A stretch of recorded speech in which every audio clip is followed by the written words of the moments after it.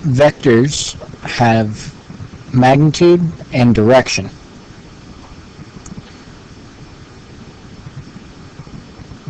But what they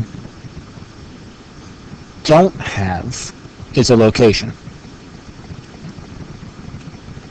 A vector is just basically it's a directed line segment.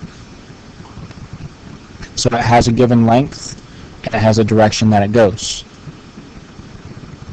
But this vector is the same no matter where it is on the page. It's the same vector. Because the length doesn't change, the magnitude, or the direction that it's pointing.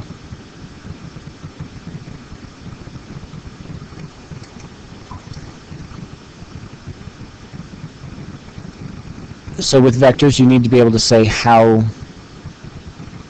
long it is, what the magnitude is. Let's just say this one's 10. And you also need to describe the angle or the direction that it takes. One way to do that would be with the angle. So if you look that direction, call that 0 degrees. You could say how many degrees around, thinking kind of like a unit circle. Here's 0 degrees, and you could go all the way around, probably about 90, 180, 270, 360 degrees. So you could describe the direction by saying the angle that it makes with what would be a positive x-axis. We put it on the axis based at the origin. Or by doing the same thing, putting it with the x-axis, or putting it on an axis at the origin.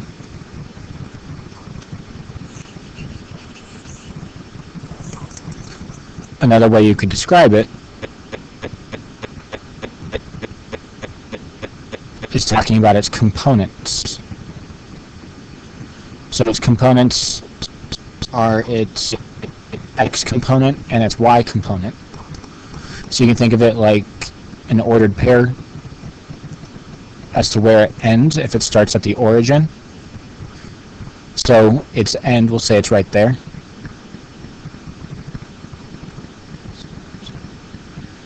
That's 9. And that's 7.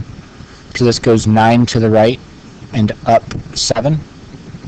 So if you're describing the point where it stops, it would be 9, 7. And if you're talking about the point, you put it in parentheses. Since this is a vector, put it in these grouping symbols. So 9, 7 describes this vector. We'll call it vector V. When you're naming a vector, you can name it with a bold letter, or rather than doing bold, you can put the symbol above it, a vector symbol.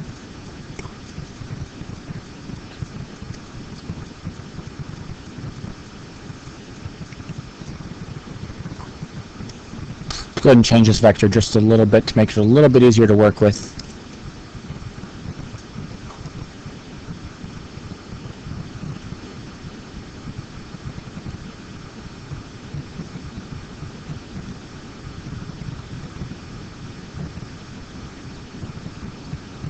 Let's make it go right there, so it goes to the point 8, 6.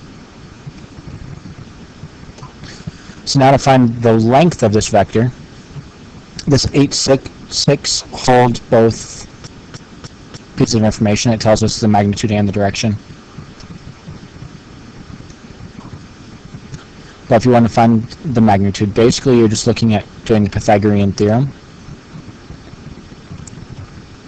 It forms a right triangle with the x-axis. This side would have a length of 6, this side has a length of 8. So to talk about the length or the magnitude of the vector, we put it in absolute value symbol. That means magnitude or length. And it's the square root of the x coordinate squared plus the y coordinate squared. So in this case it would be 8 squared plus 6 squared, which is going to equal 100. So the magnitude of this vector It's got a length of 10.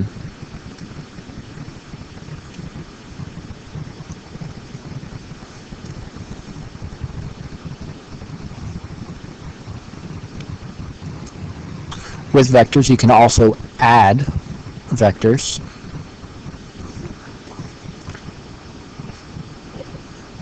So here we have two vectors. Vector A goes 3 to the right and up 2, so that's 3, 2. Vector B goes 1 to the right and down 6, so negative 6. Remember, those vectors are the same no matter where you move them. It's still vector B no matter where I move it. But we can add vectors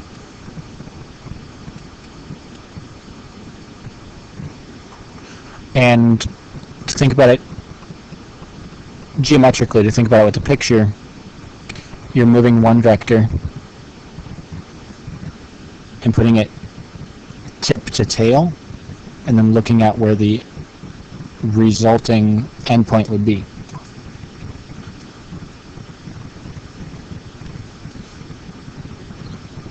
So that dotted line, that red dotted line is,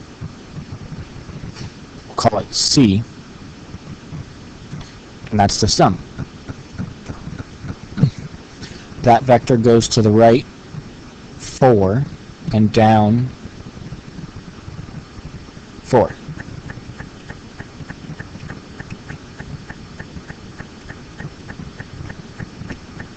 So it would be the vector 4, negative 4.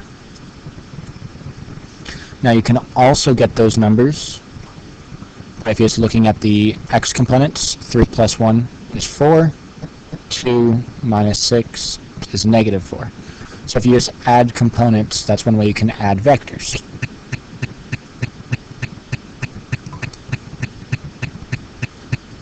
If you think about multiplication as repeated division, or repeated addition, you're putting one vector after the other,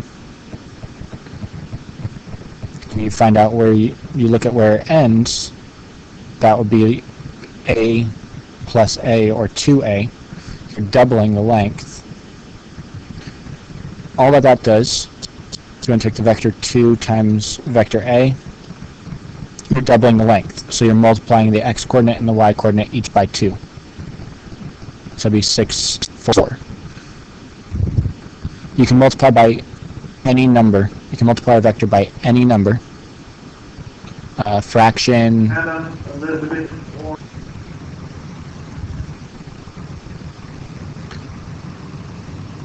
You can multiply by fractions, whole numbers. You can multiply by pretty much anything.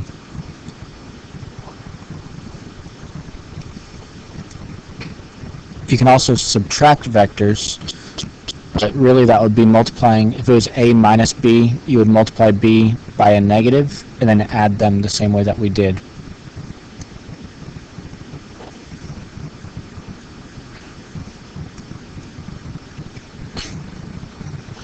In addition to this notation, there's also IJ notation. By definition, this I, it's a vector, vector I, and J, they are vectors, so they're bold, or you can put the little vector symbol above them. By definition, I is the vector that goes 1 unit in the x direction, and that's it.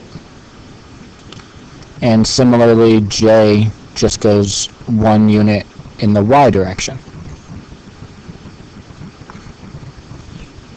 So if you want to take a vector in the coordinate plane,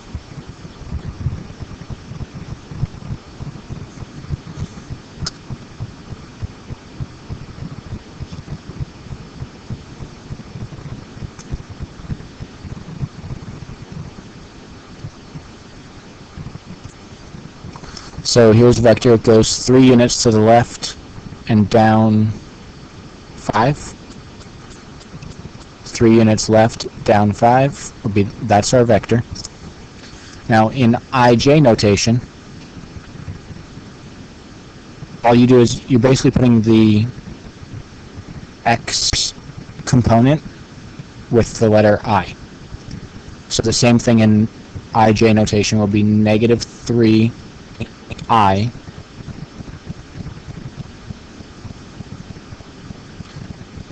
plus, then you take this number, negative 5, so minus 5 times j.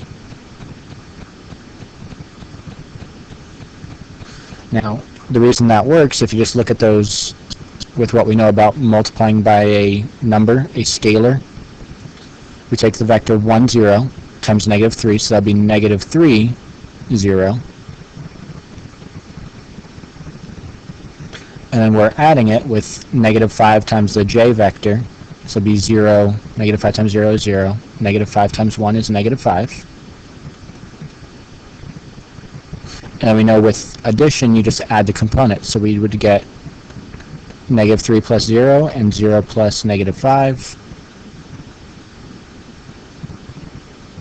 Same thing, just in different notation where you say the x component and the y component as a scalar of these unit vectors, I and j.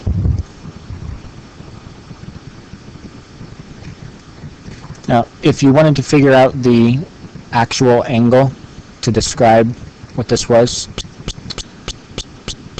I hinted at it earlier, but it does make a right triangle. If you know the magnitude, which in this case you could find by doing Pythagorean theorem, but this goes, that has a length of 5, this has a length of 3.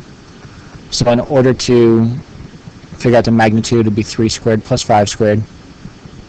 That's 34, so square root of 34 is the magnitude. And the angle, this angle right here, you can find by doing either sine, cosine, or tangent. The inverses, so arcsine, arccosine, or arctangent of, say, you're doing tangent, you could do the inverse tangent or arctangent of 5 over 3 to solve for the angle.